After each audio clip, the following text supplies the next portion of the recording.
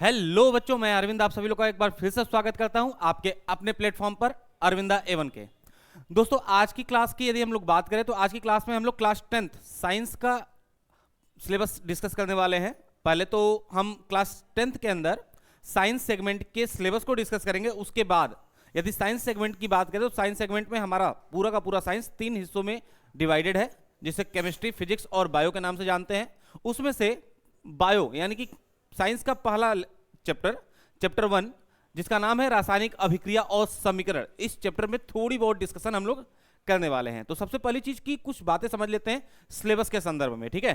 तो यदि सिलेबस के संदर्भ में बात करें हम लोग, तो दोस्तों आप एक चीज समझो ये पहले कि टोटल क्लास 10th के अंदर आपको जो टोटल साइंस सेगमेंट के अंदर बात करें तो 100 नंबर टोटल, यानी एक सब्जेक्ट 100 नंबर देता है। लेकिन 10th के अंदर इसमें से 70 मार्क्स जो है वह आपके थ्योरी के हैं और 30 मार्क्स जो हैं वो आपके प्रैक्टिकल के हैं, ठीक है, प्रैक्टिकल के हैं।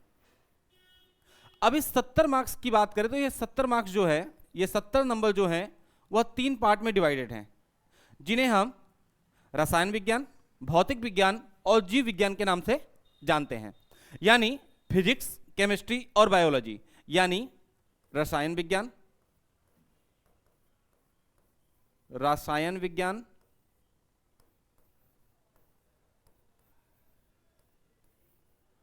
भौतिक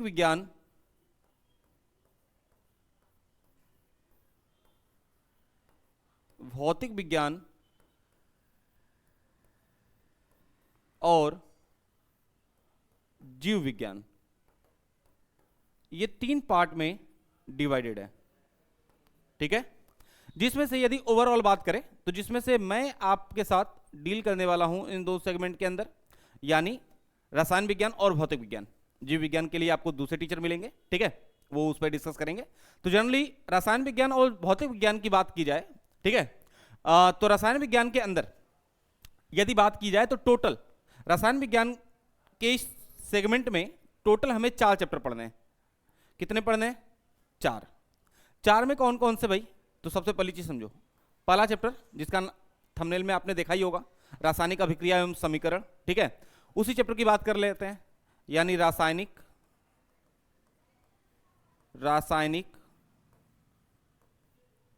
अभिक्रिया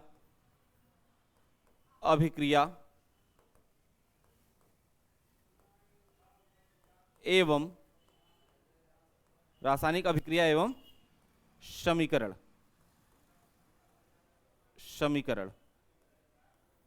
ठीक है। यानी पहला चैप्टर ये हो गया। दूसरा चैप्टर जो आपके अंदर इस सेगमेंट के अंदर है वह है एसिड, बेस एंड सॉल्ट, अम्ल, क्षार, लवण, अम्ल, क्षार एवं लवण।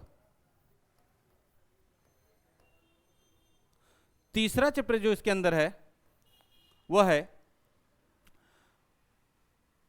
रासायनिक अभिक्रिया एवं समीकरण, अम्ल, क्षार, लवण। तीसरा चैप्टर है धातु, अधातु, और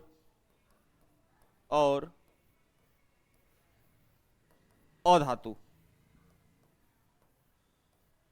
ठीक है। और चौथे चैप्टर की बात करें तो चौथे चैप्टर का नाम है कार्बन तथा उसके यौगिक, कार्बन तथा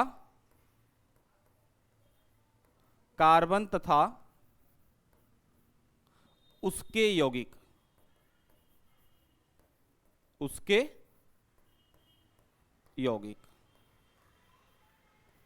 ठीक है। तो ये 4 चैप्टर आपके रसायन विज्ञान के अंतर्गत आते हैं और इस 4 चैप्टर पे हम लोग डिस्कस करने वाले हैं। तो सबसे पहली चीज पहले आप समझो ना कि बाकी सारे सेगमेंट की बात तो हम बाद में करेंगे। फिलहाल हम लोग इस 4 सेगमेंट, मतलब इस एक सेगमेंट के अंदर जो 4 चैप्टर्स हमारे पास हैं रसायन विज्ञान, ठीक है, उसके बारे में हम लोग डिस्कस करने वाले हैं। ओवरऑल यदि मार्क्स का डिस्ट्रीब्यूशन यदि हम इसमें बात कर लें तो आपके फिजिक्स और बायो के अंदर, यानी टोटल 70 नंबर में जो डिस्ट्रीब्यूशन है फिजिक्स के अंदर, यूपी बोर्ड की बात कर रहे हैं हम लोग, ठीक है, फिजिक्स के अंदर 25 नंबर, बायो के अंदर भी 25 नंबर, ठीक है, और इस रसायन विज्ञान के अंदर 20 मार्क्स का डिस्ट्रीब्यूशन होता है, ठीक है। यानी कि आप यदि प्रीवियस ईयर पेपर्स देखोगे, ठीक है, या प्रीवियस ईयर पेपर देखिए या फिर आप सिलेबस को उठा के देखिए, तो उस केस में जो मार्क्स डिस्ट्रीब्यूशन है वो इस प्रकार से है। रसायन विज्ञान के अंदर 20 नंबर, भौतिक विज्ञान के अंदर 25 नंबर और जीव विज्ञान के अंदर भी 25 नंबर हैं, ठीक है। ये चार चैप्टर के अंदर 20 नंबर कंसीडर होते हैं। लेकिन यदि बात करें कि सर इसमें से कौन सा चैप्टर सबसे ज्यादा इंपॉर्टेंट है, देखो भाई इंपॉर्टेंट नाम की चीज तो बाद में डिसाइड होती है ना, जब हमें एग्जाम के लिए बस केवल पढ़ना होता है, ठीक है। अभी तो हम सिलेबस स्टार्ट कर रहे हैं, नए सेगमेंट में हैं, नए जोश और जुनून के साथ स्टार्ट कर रहे हैं इसको, तो अभी तो सीखने के तौर पे हम लोग बात करेंगे, ठीक है। तो सिलेबस इंपॉर्टेंट है, मानते हैं कि इसके अंदर एक चैप्टर ऐसा है जो अपने आप में बहुत ज्यादा वैल्यू रखता है इस पूरे 20 नंबर में, यानी 20 नंबर के अंदर 50% अकेले वो चैप्टर कंसीडर करता है। लेकिन फिर भी सीखने के तौर पे अभी बात करते हैं, बाकी इन फ्यूचर हम लोग बात करेंगे कि एग्जाम के पॉइंट ऑफ व्यू से, यानी एग्जाम के हिसाब से कौन सा चैप्टर सबसे ज्यादा इंपॉर्टेंट है और किस चैप्टर को पढ़कर हम अच्छे मार्क्स गेन कर सकते हैं। यदि बहुत अच्छा नंबर चाहिए तो हमें भाई चारों पढ़ने चाहिए, ठीक है, चारों चैप्टर्स को अच्छे से तैयार करना चाहिए और अच्छे से तैयार करने के बाद फिर आप किसी भी एग्जाम में बैठो, ठीक है। यदि सिलेबस पूरा है, कॉन्सेप्ट अच्छे से क्लियर है, तो एग्जाम कोई भी हो आप आसानी से फोड़ सकते हो, ठीक है। तो आइए शुरू करते हैं। तो चैप्टर को शुरू करने से पहले हम लोग पहला चैप्टर स्टार्ट करेंगे, इसमें रासायनिक अभिक्रिया एवं समीकरण, ठीक है, रासायनिक अभिक्रिया और समीकरण, इस चैप्टर की बात हम लोग करने वाले हैं। इस चैप्टर में हम लोग पहले सेगमेंट की बात करें तो सबसे पहली बात यह होती है कि अभिक्रिया क्या होती है, ठीक है। सबसे पहली बात यह होती है कि अभिक्रिया किसे कहते हैं, ठीक है। तो अभिक्रिया एक प्रकार की क्रिया है, यानी एक प्रकार का वर्क है जो किसी भी रासायनिक यौगिकों में उनके रासायनिक स्वरूप, संगठन और गुण में परिवर्तन ला देता है, ठीक है। परिभाषा क्या है वो लिखेंगे हम लोग प्रॉपर, लेकिन बस अब समझने का प्रयास करिए कि यदि कोई पूछे कि रासायनिक अभिक्रिया क्या होती है या अभिक्रिया किसे कहते हैं, ठीक है, तो आप कह सकते हो कि रासायनिक अभिक्रिया या अभिक्रिया वे क्रिया है जो किसी भी रासायनिक पदार्थों में उसके संगठन, गुणों में परिवर्तन ला देते हैं, ठीक है। अब बात ये आती है कि रासायनिक अभिक्रिया को जानने से पहले कुछ बातें समझिए। यदि आपने कभी भी अभिक्रिया देखा होगा तो सामान्य तौर पे यही पढ़ते हैं कि ये अभिक्रियाएं हैं और इस प्रकार से हो जाती हैं। लेकिन सामान्य तौर पे यदि बात करें तो अभिक्रियाएं दो प्रकार से होती हैं, ठीक है। यानी कि सामान्य तौर पे यदि हम लोग बात करें कि रासायनिक अभिक्रिया, ठीक है, रासायनिक अभिक्रिया जिसमें कि एक सेगमेंट तो हमें पढ़ना है क्लास 10th के अंदर और दूसरा सेगमेंट हमें क्लास 12th में डिस्कस करनी है, मतलब यहाँ पे बात नहीं करनी है। तो सबसे पहली चीज आप पहले समझो ना, वे क्रियाएं जो किसी पदार्थ के संगठन, गुण और उनकी अवस्था में परिवर्तन कर देते हैं, रासायनिक अभिक्रिया कहलाती हैं। वे क्रियाएं जो किसी पदार्थ के संगठन, गुण और अवस्था में परिवर्तन कर देते हैं, रासायनिक अभिक्रियाएं कहलाती हैं, ठीक है। लिख लेते हैं भाई, परिभाषा लिख लेते हैं तो थोड़ा अच्छे समझ में आएगा, ठीक है। देखो आप समझो पहले अभिक्रिया क्या होती है। हेडिंग है हमारे पास अभिक्रिया, आप चाहे तो हेडिंग डाल सकते हो रासायनिक अभिक्रिया, ठीक है, बात एक ही है। अभिक्रिया या फिर रासायनिक अभिक्रिया क्या होती है? वे क्रियाएं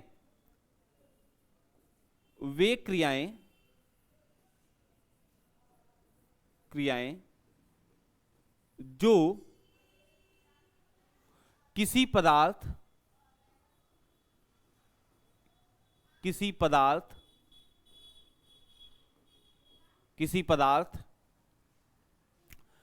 के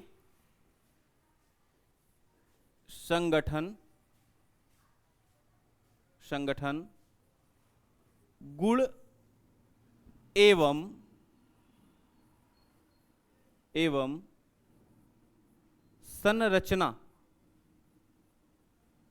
संरचना में परिवर्तन में परिवर्तन कर देती हैं रासायनिक अभिक्रिया या अभिक्रिया कहलाती है। कर देती है अभिक्रिया कहलाती है। ठीक है भाई, परिभाषा समझ में आ रही है? देखो आप पहले समझो ध्यान से, आप पहले एक बात समझ लो क्लियरली कि इस टॉपिक को आप रासायनिक अभिक्रिया भी कह सकते हो या अभिक्रिया भी कह सकते हो। ठीक है, कोई कहिए, कोई दिक्कत नहीं। कोई यदि आपसे रासायनिक अभिक्रिया पूछे तो भी यही लिखना है, और यदि कोई आपसे अभिक्रिया पूछे तो भी यही लिखना है, कोई दिक्कत नहीं है। ठीक है, यदि वो रासायनिक अभिक्रिया पूछेगा तो आप लिख दीजिएगा रासायनिक अभिक्रिया कहलाती है, और यदि कोई पूछे अभिक्रिया तो आप कह दीजिएगा अभिक्रिया कहलाती है, कोई दिक्कत नहीं है, दोनों परिभाषा सेम है। ठीक है, क्या होती है? वे क्रियाएं जो किसी पदार्थ के संगठन, गुण एवं संरचना में परिवर्तन कर देती है, अभिक्रिया कहलाती है या रासायनिक अभिक्रिया कहलाती है। वे क्रियाएं जो किसी पदार्थ के संगठन, गुण एवं संरचना में परिवर्तन कर देती है, अभिक्रिया कहलाती है। सर, संगठन, गुण एवं संरचना का क्या मतलब है? संगठन का मतलब यह है कि जिनसे वो बना हुआ है। ठीक है, कह दो सर मतलब जिनसे बने होने का मतलब यह है कि यदि आप रासायनिक अभिक्रिया करा रहे हो तो रासायनिक अभिक्रिया में क्या वह अभिक्रिया नाभिक द्वारा हो रही है या उस परमाणु के आउटर सेल में उपस्थित इलेक्ट्रॉनों द्वारा हो रही है। ठीक है, हाँ हाँ हाँ, बिल्कुल बिल्कुल, अभी तो दिक्कत हो रही है। रुको रुको, पहले समझते हैं, पहले एक बार आराम से। वे क्रियाएं जो किसी पदार्थ के संगठन, गुण एवं संरचना में परिवर्तन कर देती हैं, अभिक्रिया कहलाती है। यह सामान्य सी परिभाषा। अब पहले इसको ध्यान से समझो। अभिक्रिया सामान्य तौर पे दो प्रकार की होती हैं। ठीक है, अभिक्रिया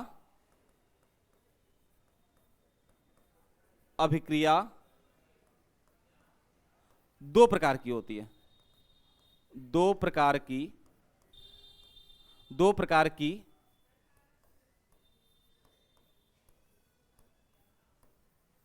होती है। ठीक है, पहला नाभिकीय अभिक्रिया। नाभिकीय अभिक्रिया जो आपको अभी इस सिलेबस में नहीं पढ़ना है। ठीक है, और दूसरा आपके पास है रासायनिक अभिक्रिया जो आपको सिलेबस में पढ़ना है। रासायनिक अभिक्रिया फिर से समझ लो भाई कि हमने पहली बात की कि क्रिया क्या होती है या अभिक्रिया किसे कहते हैं। अभिक्रिया की बात की जाए तो वे क्रियाएं जो किसी पदार्थ के संगठन, गुण एवं संरचना में परिवर्तन कर देती है, अभिक्रिया कहलाती है। अब बात यह आती है कि संगठन, गुण और संरचना का मतलब क्या है, उसी को समझने के लिए पहले समझ रहे हैं। ठीक है, अभिक्रियाएं दो प्रकार की होती हैं, एक नाभिकीय अभिक्रिया और दूसरा रासायनिक अभिक्रिया। नाभिकीय अभिक्रिया में परमाणु के नाभिक आपस में अभिक्रिया करते हैं और अभिक्रिया करके एक नए परमाणु का निर्माण करते हैं। जब दो परमाणु आपस में अभिकृत होकर एक नए परमाणु का निर्माण करते हैं तो जो उनकी प्रारंभिक अवस्था थी, जिन परमाणुओं ने अभिक्रिया में भाग लिया, क्या उनकी संरचना, उनके बनावट का तरीका, उनके बनने का तरीका, उनका गुण और उनकी संरचना वही रह जाएगी जो प्रारंभ में थी? नहीं, वो तो बदल जाएगी। और यदि वो बदल गई, ठीक है, तो बदल गई तो संरचना में परिवर्तन ही तो हुआ ना। ठीक है, संरचना में परिवर्तन मतलब संगठन, गुण एवं संरचना में परिवर्तन हो गया। फिर से समझिए, यानी कि आपसे क्या कहा जा रहा है कि वे अभिक्रियाएं जो किसी पदार्थ के संगठन, गुण एवं संरचना में परिवर्तन कर देती है, अभिक्रिया कहलाती है। ठीक है, और यदि अभिक्रिया नाभिक के बीच होगा, यदि नाभिक के बीच होगा तो उस केस में उसका संगठन, गुण और संरचना तीनों बदल जाएंगे। लेकिन यदि रासायनिक अभिक्रिया हुआ, ठीक है, तो उस केस में केवल और केवल उसके आउटर सेल में यानी परमाणु के आउटर सेल में अंतिम कक्षक में उपस्थित इलेक्ट्रॉन द्वारा बंधों का निर्माण होता है। एक बंध टूटता है और दूसरा बंध निर्मित होता है। तो बंध टूटने और बनने की प्रक्रिया को हमें पढ़ना है इस सिलेबस के अंदर, जिसे हम रासायनिक अभिक्रिया के अंतर्गत समझते हैं या जानते हैं। नाभिकीय अभिक्रिया हम लोग क्लास 12th में बात करेंगे। ठीक है, न्यूक्लियर रिएक्शन की बात हम लोग क्लास 12th में करेंगे। अभी हम केवल और केवल केमिकल रिएक्शन की बात करेंगे। उम्मीद है आपको अभिक्रिया समझ में आ गई होगी कि रासायनिक अभिक्रिया किसे कहते हैं। वे क्रियाएं जो किसी पदार्थ के संगठन, गुण एवं संरचना में परिवर्तन कर देती हैं, अभिक्रिया कहलाती है। ठीक है, अब बात यह आती है कि अभिक्रिया दो प्रकार की होती है, नाभिकीय अभिक्रिया और रासायनिक अभिक्रिया। ठीक है। रासायनिक अभिक्रिया, तो आप रासायनिक अभिक्रिया की परिभाषा भी ये लिखिए, कोई दिक्कत नहीं है, एकदम चलेगा। ठीक है, अब बात ये आती है कि सर ये बताओ कि रासायनिक अभिक्रिया का एग्जाम्पल तो दिखा दो कोई। ठीक है, आओ भाई पहले एग्जाम्पल समझ लेते हैं। ठीक है, यदि एग्जाम्पल की बात की जाए तो यहीं पे लिख लेते हैं, थोड़ा अच्छा लगेगा। ठीक है, एग्जाम्पल समझो, जैसे मान लो NaOH सोडियम हाइड्रोक्साइड, इसकी अभिक्रिया आप हाइड्रोक्लोरिक एसिड के साथ करा दो, HCl के साथ करा दो। ठीक है, जब NaOH की अभिक्रिया HCl के साथ कराओगे तो आपको प्राप्त होगा NaCl प्लस H2O। ठीक है, सामान्य तौर पे हुआ क्या, यहां पर ये देखो ध्यान से, Na, ठीक है, single bond OH plus H single bond Cl। ठीक है, यहां से ये वाला बॉन्ड ब्रेक हो गया और यहां से ये वाला बॉन्ड ब्रेक हुआ। ठीक है, और यहां से ये ब्रेक होने के बाद इस तरीके से ये यहां से ऐसे जुड़ गया और ये यहां से ऐसे निकल गया। ठीक है, यानी इस प्रकार से NaCl और HOH जिसे H2O आप कहते हो उसका फॉर्मेशन हो गया। यानी हुआ क्या, केवल बॉन्ड ब्रेक हुई ना, केवल बंध टूटे ना। ठीक है, कोई परमाणु का कोई नाभिक, एक नाभिक दूसरे नाभिक से अभिक्रिया नहीं किया, केवल बंध टूटा और जुड़ा। यहां से टूटा तो इसके साथ जुड़ गया और यहां से टूटा तो इसके साथ जुड़ गया, यानी बंधों के टूटने की प्रक्रिया हम लोग पढ़ने वाले हैं। तो रासायनिक अभिक्रिया के अंतर्गत, किसी भी रासायनिक अभिक्रिया के अंतर्गत आप बंध के टूटने और जुड़ने की प्रक्रिया का अध्ययन करते हो। ठीक है, उम्मीद है इतनी बात समझ में आ गई होगी। ठीक है, क्लियर इतनी बातें? यदि इतनी बातें समझ में आ गई तो फिर समझिए हम लोग क्या बात कर रहे हैं कि रासायनिक अभिक्रिया क्या होती है। ठीक है, अब रासायनिक अभिक्रिया यदि समझ में आ गई हो तो नेक्स्ट बात करेंगे कि रासायनिक समीकरण क्या होता है। रासायनिक समीकरण क्या होता है? रासायनिक समीकरण को जानने से पहले कुछ बातें समझिए। ठीक है, यदि कोई भी रासायनिक अभिक्रिया आप लिख रहे हो ना, ठीक है, तो ये एक एरो तो आपको दिखाई देगा ही देगा। ये एरो दिखाई देता है, बिल्कुल दिखाई देता है सर। ये एरो दिखाई देता है तो एरो के पहले, यानी एरो का डायरेक्शन इधर की ओर है, तो इसके पीछे की ओर ये जो होता है इसे हम अभिकर्मक कहते हैं या अभिकारक कहते हैं। आप अभिकारक कहिए, अभिकारक कहते हैं। ठीक है, ये एक भी हो सकता है, एक से ज्यादा भी हो सकता है। ठीक है, और यहां जो बनेगा उसे हम उत्पाद कहते हैं। ठीक है, उसे हम क्या कहते हैं? उत्पाद कहते हैं, यानी प्रोडक्ट कहते हैं। ये प्रोडक्ट जो हो सकता है वो भी एक हो सकता है या एक से ज्यादा हो सकता है। क्लियर है? यानी कि किसी भी रासायनिक अभिक्रिया में दो तीन चीजें होती हैं सामान्य तौर पे, समझने का प्रयास करें तो, एक अभिकारक, एक उत्पाद और एक रिएक्शन सिंबल। इसके ऊपर जो चीजें लिखी जाती हैं या इस एरो के ऊपर या नीचे जो भी चीजें लिखी जाती हैं वह उत्प्रेरक कहलाते हैं। ठीक है, या उनकी प्रेजेंस होती है, वो आगे हम लोग समझ लेंगे अभी धीरे धीरे। फिलहाल के लिए इतना समझिए कि अभिकारक और उत्पाद होते हैं। एरो, इस बात का विशेष ध्यान देना है आपको, इस बात का विशेष ध्यान देना है कि एरो किधर की ओर देख रहा है। जिधर की ओर एरो है उधर उत्पाद होता है और एरो की पुच्छ की ओर जो होता है वो अभिकारक होता है। ठीक है, जैसे आपने एक अभिक्रिया कराई A plus B give rise to C plus D. ठीक है, A plus B give rise to C plus D, तो एरो के पहले ये जो भाई साहब हैं, ये भाई साहब जो हैं, इसे हम अभिकारक कहेंगे। क्या कहेंगे? अभिकारक। और एरो के इस साइड जो है, ठीक है, यानी एरो के इस साइड जो है इसे हम उत्पाद कहेंगे। ठीक है, क्या कहेंगे? उत्पाद कहेंगे। क्लियर है? अभिकारक की संख्या मिनिमम हो सकती है तो 1, ठीक है, उत्पाद की संख्या मिनिमम हो सकती है तो 1, मोर देन 1 हो सकते हैं, कोई दिक्कत नहीं है, मिनिमम तो 1 होंगे ही होंगे। कह दो सर ये सब जगह होगा, नहीं, कुछ स्पेशल केस में, लेकिन मिनिमम 1 होता है। ठीक है, उम्मीद है इतनी बात समझ में आ गई होगी। अब किसी भी रासायनिक अभिक्रिया की यदि बात करें, किसी भी रासायनिक अभिक्रिया की बात करें यदि हम लोग, ठीक है, रासायनिक समीकरण की बात करें, ठीक है, हाँ, रासायनिक समीकरण की बात करें तो रासायनिक समीकरण की बात करें तो देखो आप समझो पहले कि किसी भी रासायनिक अभिक्रिया को आप लिख रहे हो, जैसे आपने लिखा कि सोडियम हाइड्रोक्साइड, जो आपने अभी भी लिखा था उसी को हम दोबारा लिख दे रहे हैं, सोडियम हाइड्रोक्साइड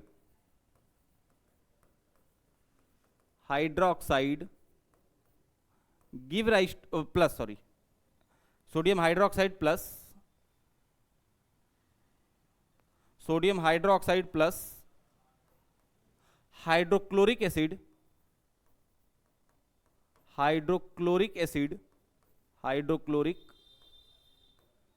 अम्ल give rise to sodium hydroxide plus hydrochloric acid give rise to sodium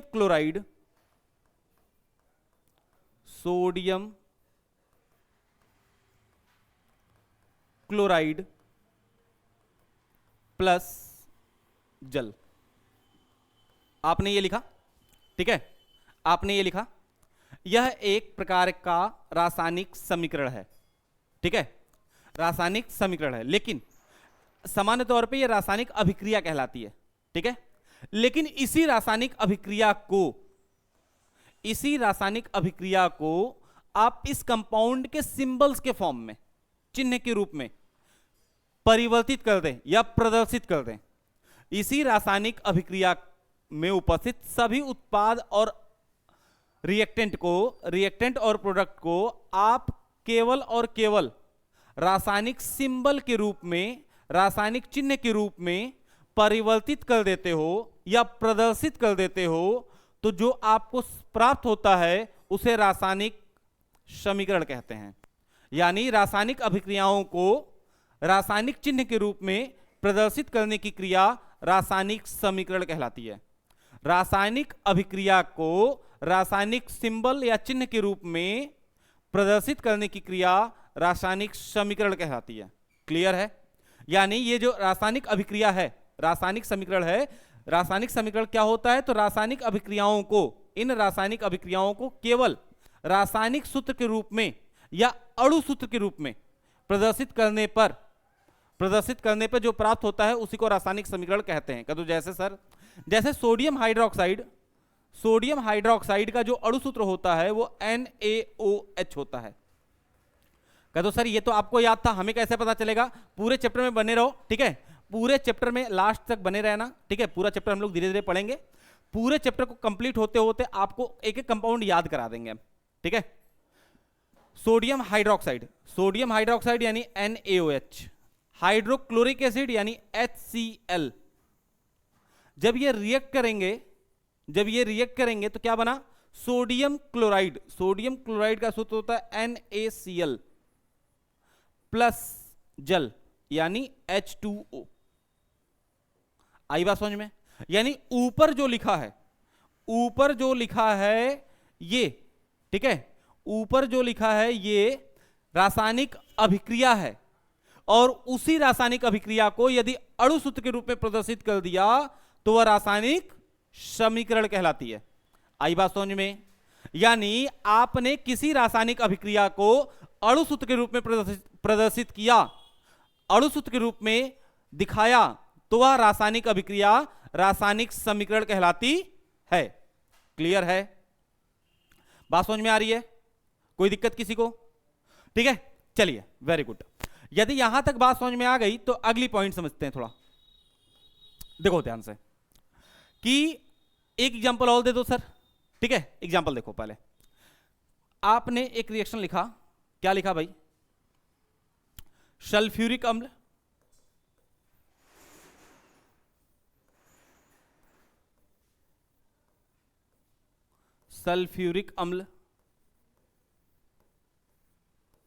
plus potassium hydroxide. आप लिख सकते हो, ठीक है, सल्फ्यूरिक अम्ल और पोटेशियम हाइड्रोक्साइड, पोटेशियम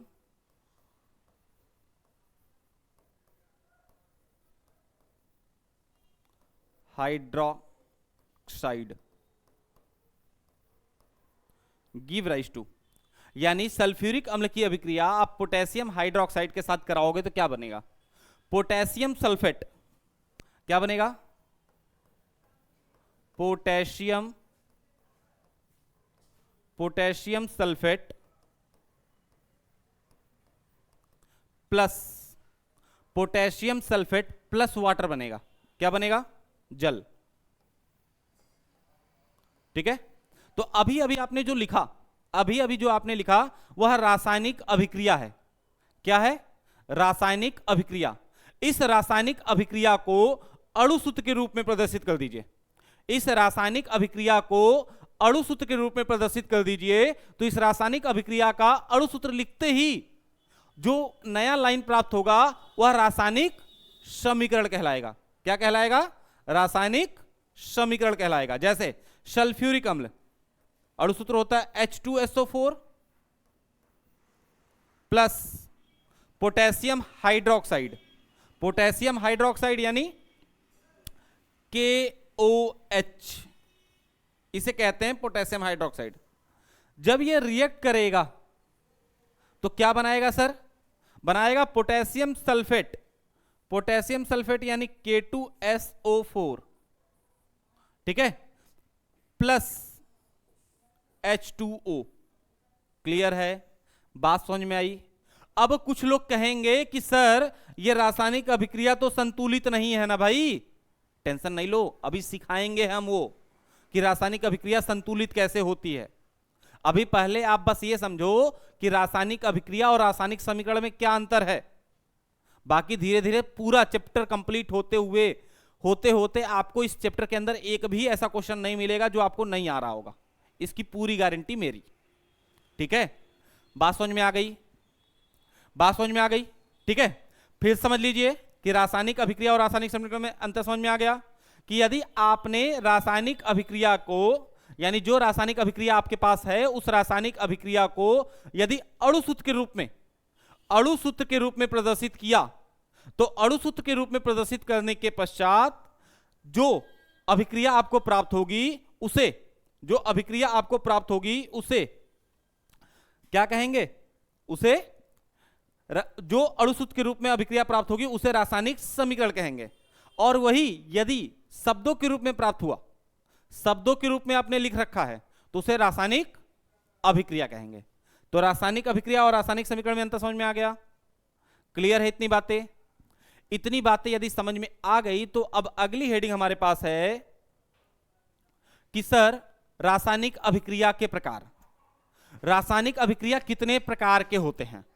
ठीक है, अगली टॉपिक हमारे पास क्या है कि रासायनिक अभिक्रिया कितने प्रकार के होते हैं। तो देखो भाई, सबसे पहली चीज समझो ना कि रासायनिक अभिक्रिया सामान्य तौर पे तो ये 4 प्रकार के ही होते हैं। अब इसके अंदर भी, ठीक है, 1-2 टाइप और आ जाएगा। ठीक है, वो पूरे के पूरे सिलेबस को डिस्कस करेंगे हम लोग, टेंशन नहीं लेना है आपको। ठीक है, जैसे योगात्मक अभिक्रिया, रेडॉक्स अभिक्रिया, विस्थापन अभिक्रिया, द्विविस्थापन अभिक्रिया, विघटन अभिक्रिया, ये सब मिलेगा आपको। ठीक है, ये सब मिलेगा। ठीक है, तो फिलहाल के लिए बस ऐसा आप समझिए कि रासायनिक अभिक्रिया कितने प्रकार की होती है। तो सामान्य तौर पे 4 प्रकार की होती है। ठीक है, कौन कौन सी होती है सर? तो देखो भाई, आप पहले समझ लो। ठीक है, यदि हम लोग लिखने का प्रयास करें, ठीक है, तो रासायनिक अभिक्रिया 4 प्रकार की होती है जो सामान्य तौर पे आपको पढ़ने हैं। उसके अंदर भी हम क्लासिफाइड करेंगे फिर। ठीक है, तो सामान्य तौर पे 4 प्रकार कौन कौन से? पहला एडिशन रिएक्शन यानी योगात्मक अभिक्रिया। योगात्मक अभिक्रिया, ठीक है, योगात्मक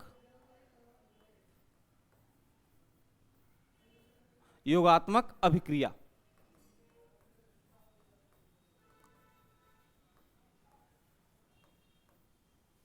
ठीक है, दूसरा टाइप आपके पास आएगा विघटन अभिक्रिया, विघटन या वियोजन अभिक्रिया। ठीक है, आप चाहे तो वियोजन अभिक्रिया लिख सकते हैं, कोई दिक्कत नहीं है। वियोजन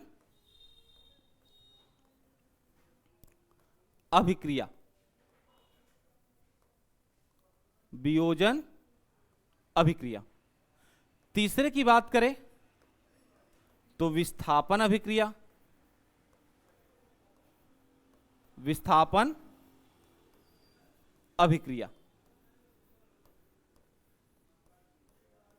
और चौथे की बात करें तो आपके पास रेडॉक्स अभिक्रिया इसके अंतर्गत आता है। ठीक है, कौन सी अभिक्रिया आती है? रेडॉक्स अभिक्रिया।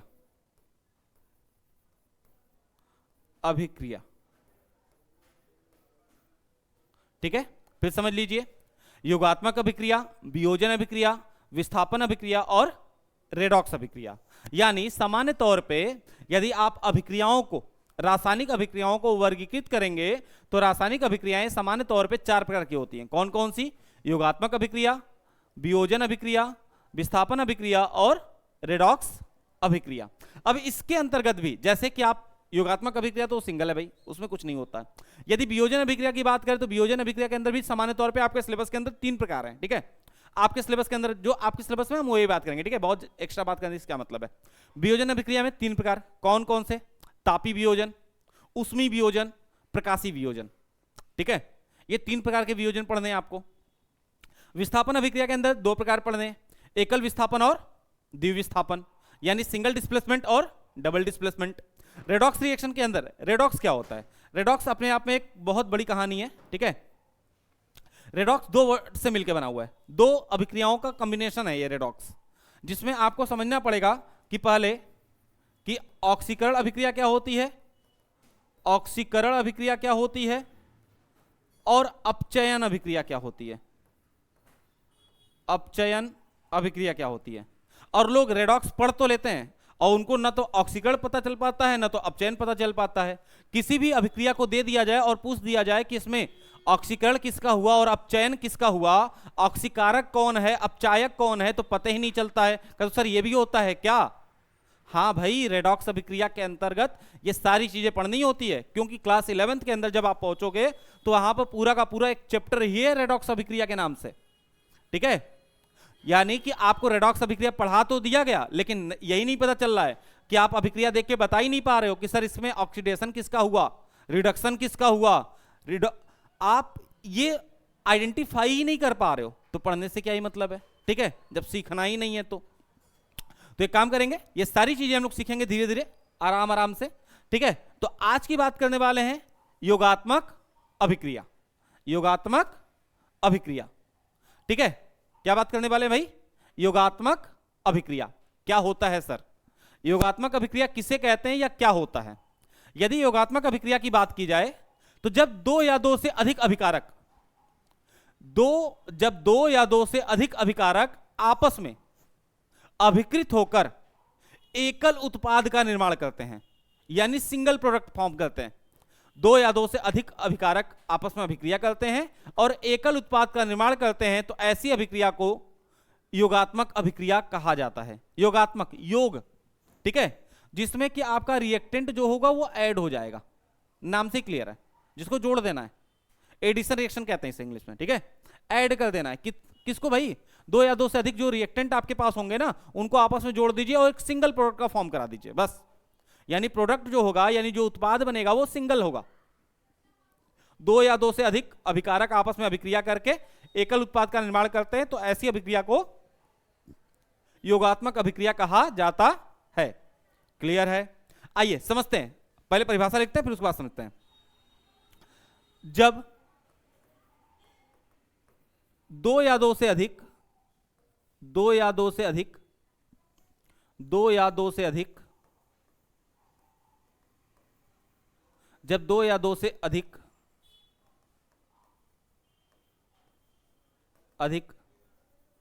अभिकारक, जब 2 या 2 से अधिक अभिकारक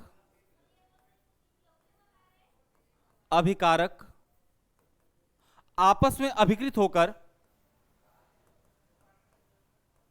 आपस में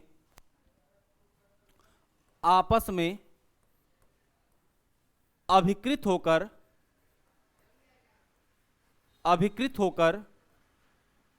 एकल उत्पाद का, एकल मतलब सिंगल प्रोडक्ट, ठीक है, एकल उत्पाद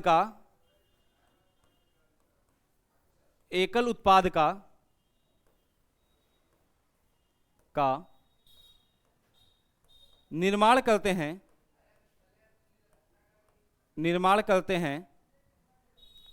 हैं तो ऐसी अभिक्रिया तो ऐसी अभिक्रिया ऐसी अभिक्रिया जब दो या दो से अधिक अभिकारक आपस में अभिकृत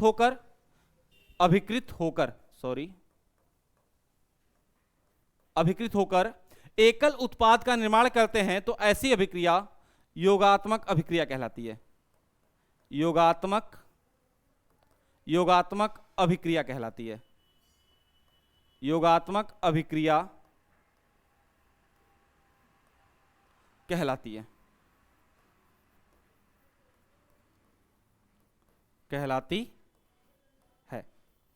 बात समझ में आई? योगात्मक अभिक्रिया क्या होता है भाई? जब दो या दो से अधिक अभिकारक आपस में अभिकृत होकर एकल उत्पाद का निर्माण करते हैं तो ऐसी अभिक्रिया योगात्मक अभिक्रिया कहलाती है। क्लियर है? एग्जाम्पल दो सर। एग्जाम्पल देखो भाई, एग्जाम्पल समझते हैं। ठीक है, यदि एग्जाम्पल की बात की जाए, क्या होता है एग्जाम्पल इसका? देखो, यदि हम लोग बात करें एग्जाम्पल की, तो एग्जाम्पल क्या है इसका? ठीक है,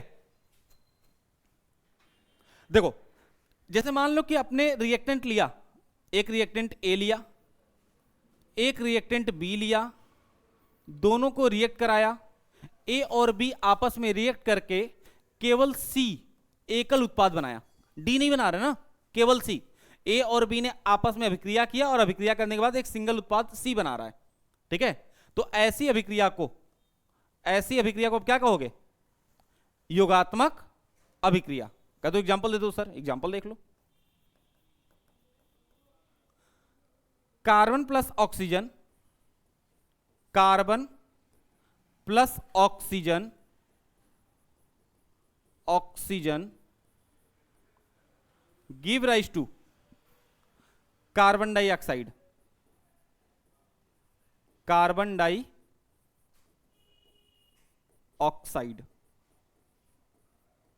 ठीक है, carbon plus oxygen give rise to carbon dioxide.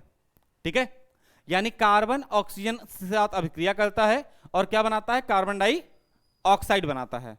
यानी कार्बन प्लस ऑक्सीजन, O2 लिखते हैं ना, give rise to carbon dioxide. ठीक है, अब इस बात का ध्यान रखना कि यदि आप कार्बन डाइऑक्साइड लिख रहे हो तो कार्बन और ऑक्सीजन सेम लेवल पे होने चाहिए। यदि आपने कार्बन ये लिखा और ऑक्सीजन ये लिख दिया तो ये कार्बन डाइऑक्साइड नहीं हो जाता, फिर ये गलत हो जाएगा।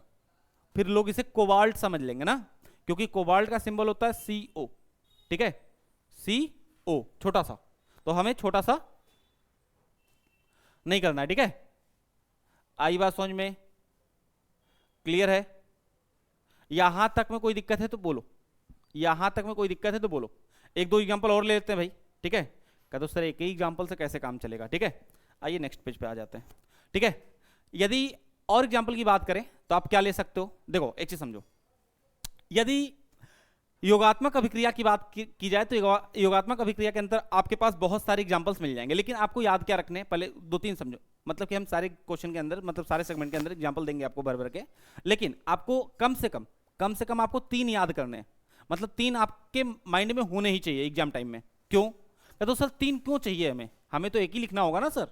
हाँ भाई, आपको लिखना एक ही है, लेकिन इन द केस ऐसा हुआ कि जो रिएक्शन आपके क्वेश्चन पेपर में आया हुआ है, आप यदि उसे एज ए एग्जाम्पल यूज करोगे तो उसके नंबर नहीं मिलते हैं। ठीक है, क्वेश्चन पेपर के अंदर यदि आपके पास जो एग्जाम्पल आया हुआ है, आपने वही एग्जाम्पल सेम टू सेम छाप दिया, ठीक है, तो उस केस में उस क्वेश्चन का नंबर आपको नहीं मिलता है, उस एग्जाम्पल के नंबर आपको नहीं मिलेंगे। तो इस कारण से आपको कम से कम 3 याद करने हैं कि यदि इन द केस कि आपने पहला जो याद कर रखा था वो क्वेश्चन पेपर में दिख गया, ठीक है, कोई बात नहीं भाई, इसको लिखना ही नहीं है हमें क्योंकि वो क्वेश्चन पेपर में दिख रहा है। ठीक है, आपने दूसरा जो दिखा वो भी दिख गया। ऐसा तो होगा नहीं ना कि पता चले 3 याद किया, तीनों ही क्वेश्चन पेपर में दिख रहे हैं। ठीक है, बहुत रेयर केस है, यदि ऐसा हो गया तो देखा जाएगा, लेकिन ऐसा चांसेस नहीं है ना, इतना नहीं है, इतना कोइंसिडेंट नहीं होता है। ठीक है, आई बात समझ में? तो आइए एक दो एग्जांपल और देख लेते हैं, उसके बाद फिर आगे बढ़ते हैं। यानी sulphur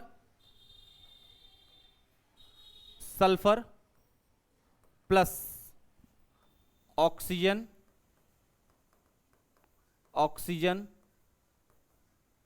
give rise to sulphur dioxide. Sulphur die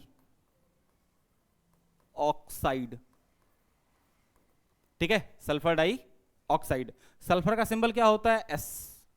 oxygen का symbol O2, give rise to SO2। कहते तो सर ये EGG वाला एग्जांपल तो आप दे ही रहे हो, थोड़ा बढ़िया वाला एग्जांपल दो, बढ़िया वाला एग्जांपल। ठीक है, आओ भाई बढ़िया वाला एग्जांपल लेते हैं। बढ़िया वाले एग्जांपल की बात कर ले तो लिख लेते हैं भाई, calcium oxide. Calcium oxide, calcium oxide plus जल, give rise to calcium hydroxide. Calcium hydroxide, calcium hydroxide. ठीक है, अब देखो जो आपकी परिभाषा है पहले उसको भी संतुलित कराते हुए चलते हैं कि भाई परिभाषा जो हमारे अभिक्रिया की परिभाषा है उसके अकॉर्डिंग क्या कहा जा रहा है कि जब दो या दो से अधिक अभिकारक, जब दो या दो से अधिक, तो दो है ना, दो लोग आपस में अभिकृत कर रहे हैं, अभिक्रिया करके पश्चात क्या बना रहे हैं? एक सिंगल प्रोडक्ट बना रहे हैं ना। ठीक है, सिंगल प्रोडक्ट बना रहे हैं। ठीक है, तो उस केस में ऐसे अभिक्रिया को क्या कहते हैं? योगात्मक अभिक्रिया। ठीक है, यानी कैल्शियम ऑक्साइड प्लस जल, कैल्शियम ऑक्साइड का सूत्र क्या होता है? CaO। ठीक है, देखो हमने पहले भी कहा कि कैल्शियम ऑक्साइड, कैल्शियम के साथ Ca, कैल्शियम का सिंबल होता है, हमने Ca, C के साथ जो A लिखा वो छोटा सा, क्योंकि Ca कैल्शियम एक साथ है ना, और ऑक्साइड तो कैल्शियम ऑक्साइड का फॉर्मूला होता है CaO, तो ऑक्सीजन था अलग से तो हमने ऑक्सीजन को दिखाया अलग से, आई बात समझ में, प्लस जल H2O, गिव राइज टू क्या बनेगा भाई? Calcium hydroxide. कैल्शियम हाइड्रोक्साइड का सूत्र क्या होता है?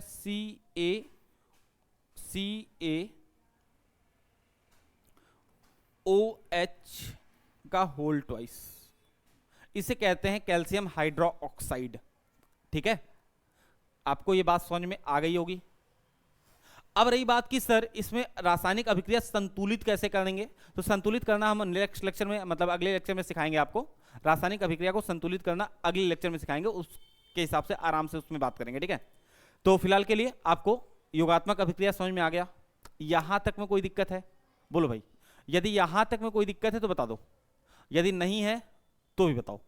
ठीक है, चलिए, यदि यहां तक समझ में आ गया तो नेक्स्ट बात करते हैं हम लोग, और अगली टॉपिक की बात करेंगे, रेडॉक्स बाद में बात करेंगे। ठीक है, उससे पहले हम लोग बात करेंगे विस्थापन अभिक्रिया की। किसकी बात करेंगे? विस्थापन अभिक्रिया की।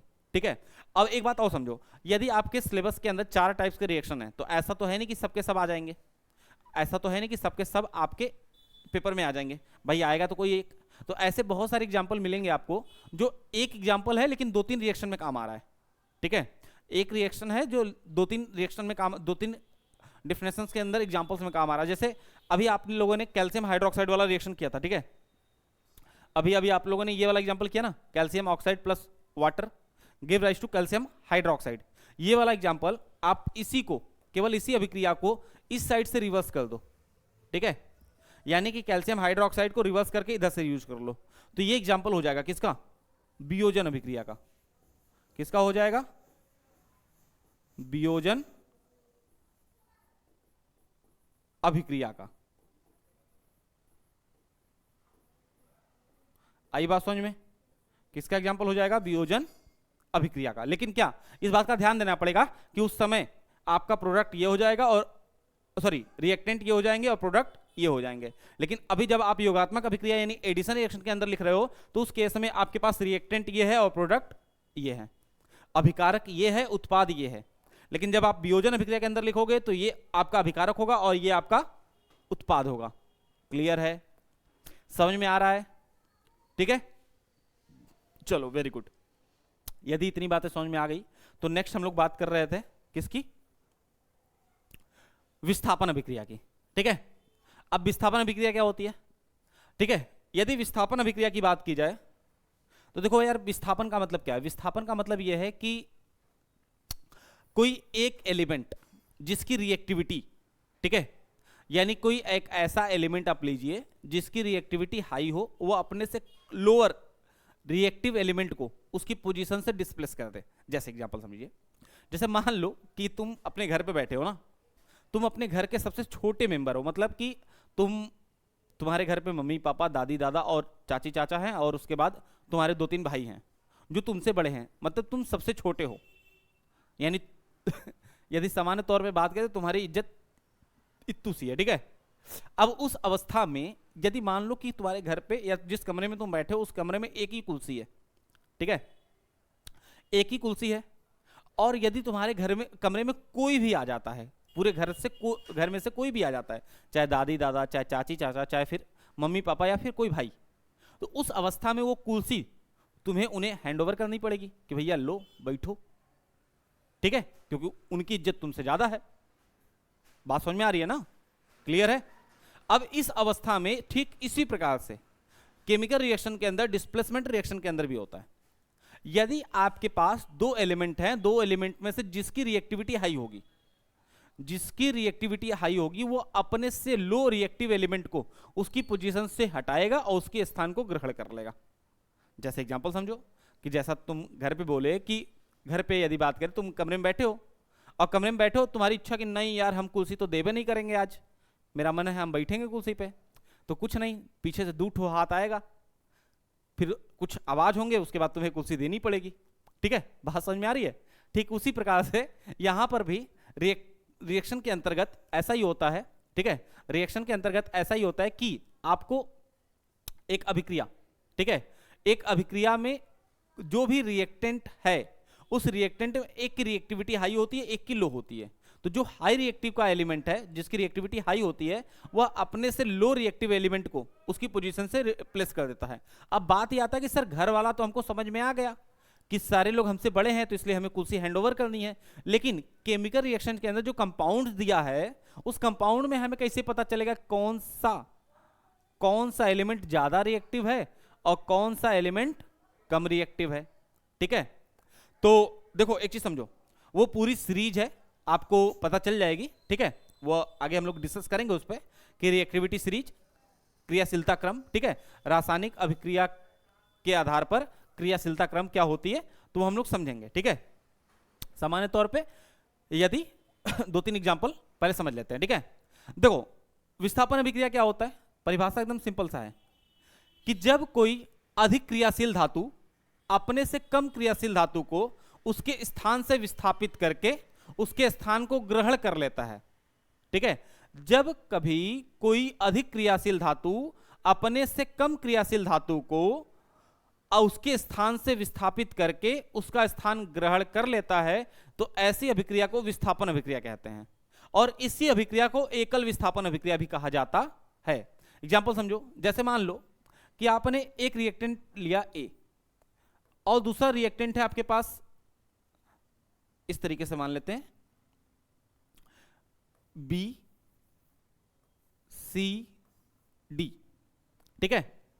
ये रिएक्ट किए, रिएक्ट करने के बाद हुआ क्या कि ए बी सी प्राप्त हुआ और डी बाहर हो गया, ठीक है। तो हुआ क्या कि ए की रिएक्टिविटी डी से ज्यादा थी, ठीक है, ए की रिएक्टिविटी डी से ज्यादा थी, डी को ए ने रिप्लेस कर दिया, किसके आधार पर, तो उसकी रिएक्टिविटी ऑर्डर के आधार पर, उसकी क्रियाशीलता क्रम के आधार पर। आई बात समझ में, उसकी क्रियाशीलता क्रम के आधार पर ए ने डी को रिप्लेस कर दिया, उसके स्थान से उसको विस्थापित करा दिया, क्लियर है। अब रही बात कि सर इसकी रिएक्टिविटी हाई थी, हाँ तो अभी के लिए मान लो हाई थी, कैसे पहचानेंगे, तो रिएक्टिविटी सीरीज पूरा दूंगा मैं, ठीक है।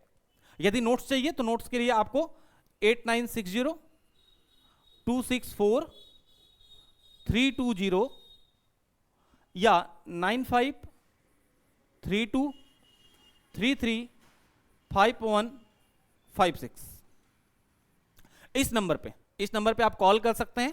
कॉल करके आपको हैंड रिटन नोट्स जो हमारे द्वारा तैयार किया गया है वह आपको मिल जाएगा, और उसमें ये सारी चीजें मेंशन की गई है। नहीं तो आप इसी वीडियो के डिस्क्रिप्शन में हमारे ऐप का लिंक दिया गया है, आप वहां से ऐप डाउनलोड कर सकते हैं और वहां पर नोट्स और पीडीएफ का एक सेक्शन है, उस सेक्शन में जाके आप नोट्स वहां से परचेज कर सकते हो।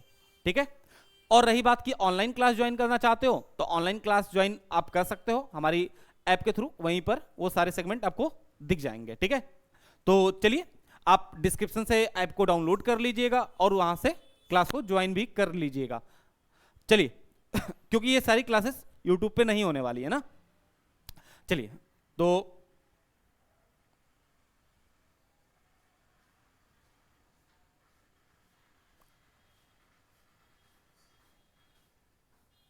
फिलहाल के लिए अब एक एग्जांपल समझते हैं। ठीक है, एग्जांपल समझो। सबसे पहली चीज कि विस्थापन अभिक्रिया में a plus B plus C, मतलब a plus B C D give rise to A B C plus D, यानी एक रिएक्टिविटी हाई थी जिसने डी को रिप्लेस कर दिया। उसी प्रकार से एक एग्जांपल लेते हैं कि मान लीजिए आपके पास आयरन है यानी Fe, iron plus copper sulphate CuSO4 give rise to. ठीक है, तो अभी के लिए फिलहाल समझ लो बस कि Fe की रिएक्टिविटी हाई होती है कॉपर से। ठीक है, यानी कॉपर की रिएक्टिविटी लो होती है और Fe की रिएक्टिविटी हाई होती है। क्लियर है, Fe की रिएक्टिविटी हाई है, कॉपर की रिएक्टिविटी लो है, तो Fe कॉपर को रिप्लेस कर देगा, यानी इसकी पोजीशन से उसको हटा देगा। ठीक है, तो अभिक्रिया के पश्चात जो बनेगा वो बनेगा FeSO4 प्लस कॉपर। ठीक है, Fe plus CuSO4 give rise to FeSO4 plus Cu। क्यों? क्योंकि Fe की रिएक्टिविटी हाई है किससे? कॉपर से, तो इसलिए Fe कॉपर को रिप्लेस कर देगा। क्लियर है, बात समझ में आ गई? यदि इतनी बातें समझ में आ गई तो आज के लेक्चर सबको हम लोग यहीं तक रखेंगे। और यदि आप लोग हमारे साथ क्लास 10th और 12th की तैयारी करना चाहते हो, क्लास 10th और 12th की तैयारी करना चाहते हो बहुत ही मिनिमम कॉस्ट में, ठीक है, बहुत ही मिनिमम कॉस्ट में, तो आप डिस्क्रिप्शन में दिया गया है ऐप का लिंक, वहां से आप डाउनलोड कर सकते हो। नहीं तो आप हमारे नंबर 8960-264-320 पर कांटेक्ट कर सकते हो और कांटेक्ट करके कोर्स के बारे में पूरी जानकारी प्राप्त कर सकते हो। पूरे कोर्स की फीस बहुत ही मिनिमम है, अभी होली ऑफर चल रहा है जिसके अंतर्गत आपको टोटल कोर्स 599 के अंदर मिल जाएगा, जिसके अंदर live classes, recorded classes, notes, PYQ, सारी चीजें आपको इसी कॉस्ट के अंदर सब कुछ मिल जाएगा। ठीक है, तो चलिए मिलते हैं नेक्स्ट क्लास के अंदर नेक्स्ट वीडियो के साथ। तब तक के लिए थैंक यू, बाय बाय।